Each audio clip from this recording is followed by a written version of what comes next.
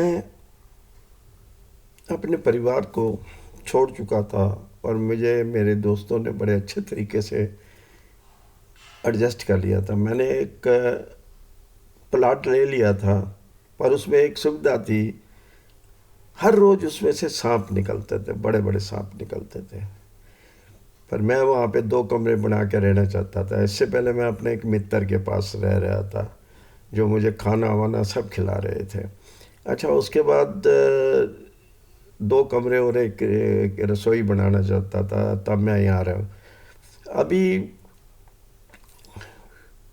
परिवार से फिर भी एकदम छूटा नहीं जा सकता था। बड़ा असहाय सा फील होता था, अकेलापन, जैसे मैं जंगल में रह रहा हूँ, बिल्कुल एकांत में था।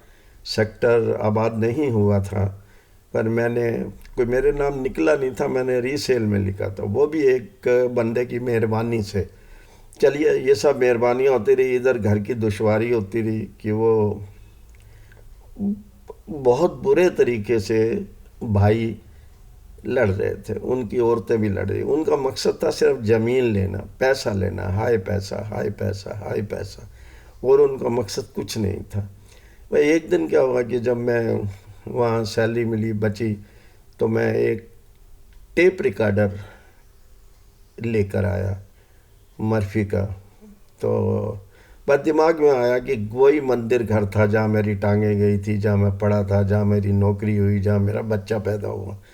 तो मैं वहाँ पे गया, मैंने कहा पापा मैंने टेप रिकॉर्डर ख़रीदा। तो आते ही उनका जवाब पता क्या था, तो मैं क्या करूँ फिर, टेप रिकॉर्डर तूने ख़रीदा ना, मेरे लिए तो नहीं लाया ना। मैंने कहा पापा आपका बेटा ही खरीद रहा है, आप नहीं नहीं नहीं, मेरे से ज़्यादा बोलने की ज़रूरत नहीं है, आप अपना मस्त रहो अपने में, किसी नहीं। मैंने कहा एक बार नहीं, इसको रहने दो, बंद रहने दो, ले जाओ इसको। और मैं बड़ा हैरान था। मेरे पास ट्राई साइकिल थी जो जिस पे एक इंजन लगा हुआ था। मेरा बच्चा भी मेरे साथ था, मेरी बड़ी लड़की, मेरी वाइफ भी थी। उन्होंने पाँव छुए, उन्होंने जवाब नहीं दिया। फिर मैं सोचा कि बेटी को प्यार करेंगे, बेटी को प्यार नहीं किया। यार ये कैसी दुश्मनी थी। क्या आदमी का जिस्म चला जाए तो उससे दुश्मनी हो जाती है? सभी में तो नहीं होती, पर ये एक अनोखा सा खेल मेरे ही घर में हो रहा था। भाई पर्दों के पीछे देख रहे थे। ये नहीं कि बड़ा भाई आया उसको मुबारकबाद देना, ऐसी कोई बात नहीं। लड़ाई, वो उनकी औरतें तो ऐसे देख रही थी जैसे पता नहीं कोई चोर ने घर में प्रवेश कर लिया। मेरी क्या कहता मैं, दुनिया से क्या, ये मैंने सारी बातें दुनिया से छुपाई रखी, क्योंकि मेरी ऐसी हौसला नहीं था। इतना बड़ा परिवार, इतना ऊंचा परिवार, इतनी मान्यता प्राप्त करने वाला परिवार, हमारे जो दिल्ली के रिश्ते एक से एक बढ़ के, एक से एक बढ़ के थे। उनकी हमदर्दी थोड़ी बहुत थी, पर माँ बाप खराब कर रहे थे।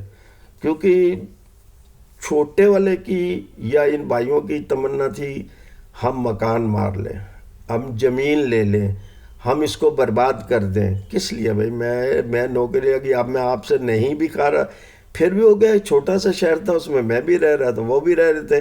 पर जहाँ उसकी वाइफ, मैंने उसकी वाइफ की नौकरी भी लगवा दी थी। जिस स्कूल में मैंने लगवाई थी, उस स्कूल में वो इतनी बदनामी छोड़ के गई कि आज तक भी वो याद करते हैं कि उनको सच्चाई का नहीं पता था।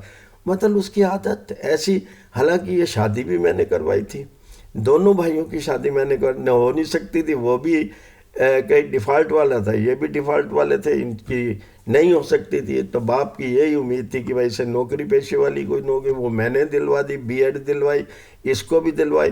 पर दोनों एहसान फरमोश, सिर्फ लड़ने लड़ाने में बड़े रहते हैं। क्योंकि वो पुरानी 40 साल से बसे हुए घर का सामान ले जा रहे थे। कोई कपड़े ले जा रहा है, कोई यहाँ मार रहा है, बहन बर्तन ही लेके जा रही है। यार क्या यार, मैंने मना कर दिया था कि मुझे इतनी सी सुई भी नहीं चाहिए। अगर मैं इस्तेमाल जो भी चीज़ करूँगा अपने पैसे से करूँगा, किसी से नहीं। ना मैंने लड़की के घर से, अपनी वाइफ के घर से कुछ लिया, ना इनसे कुछ लिया। आगे चल के मैं बताऊँगा कि मेरी शादी के बाद इन्होंने क्या हाल किया मेरा।